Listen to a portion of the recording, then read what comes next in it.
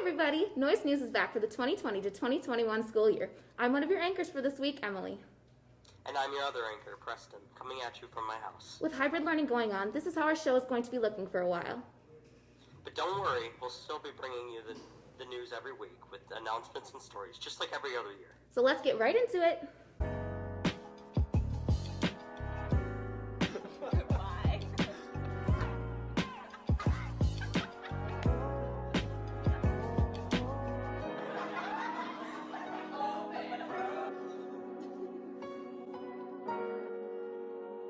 With most students using Chromebooks every day for class, it is especially important to make sure that they're charged. Students will not be allowed to charge their Chromebooks in the IT office this year, so make sure to plug them in at night so they're ready for the next day of classes.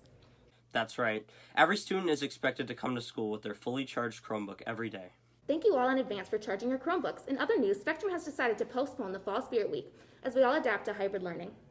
Even though we won't have the traditional Spirit Week right away this year, we look forward to celebrating our school's spirit in other ways in the coming months. Thank you all for being so flexible during these crazy first weeks of school. We do have a reminder for student athletes, though.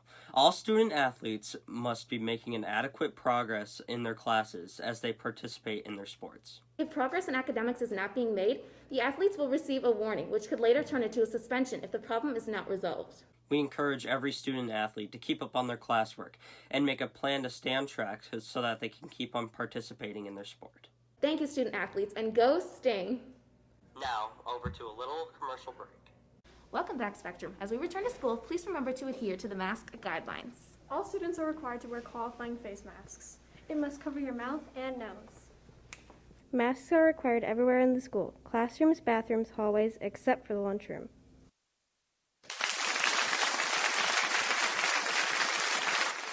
Face shields are okay too. Thank you. Thank you. Thank you. For keeping your mask on. Wow, I looked really great in that commercial. What? I did. Anyway, mask wearing is now a mandate. Following mask requirements is essential to slowing the spread of COVID-19.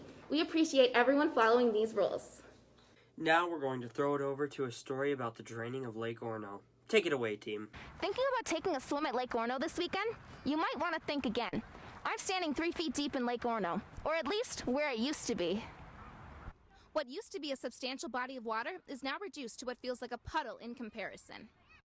September 8th marked the first day of the Lake Orono Restoration and Enhancement Project, or LORE for short, a plan to lower Lake Orono in order for dredging to occur.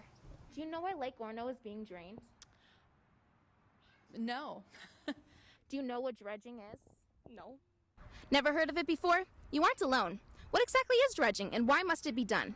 Dredging is the process of removing unwanted debris and sediment from a body of water, in part from trash and agricultural runoff that began to build up at the bottom. In order for this to occur, the lake's water level must be lowered. To do so, the dam has been opened and is draining faster than usual into the Elk River. The City Council approved of LORE back on June 1st, a follow-up to the virtual meeting held on March 25th. The last time this happened? 1998, and this year's dredging is right on schedule with the expected 20-year estimate. The bill for this, expected to be $3.25 million, a hefty price to pay, helped in part by Governor Tim Walz's $1.5 million grant fund, a $1 million Elk River sales tax, and local property owners on the lake. But all is not lost from downtown's charm. You can still come to Orono Park, provided you stay 6 feet apart, of course. Zach and Emily, Noise News.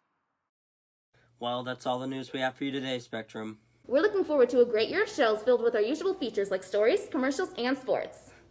This has been Preston And Emily, keeping you in on the noise.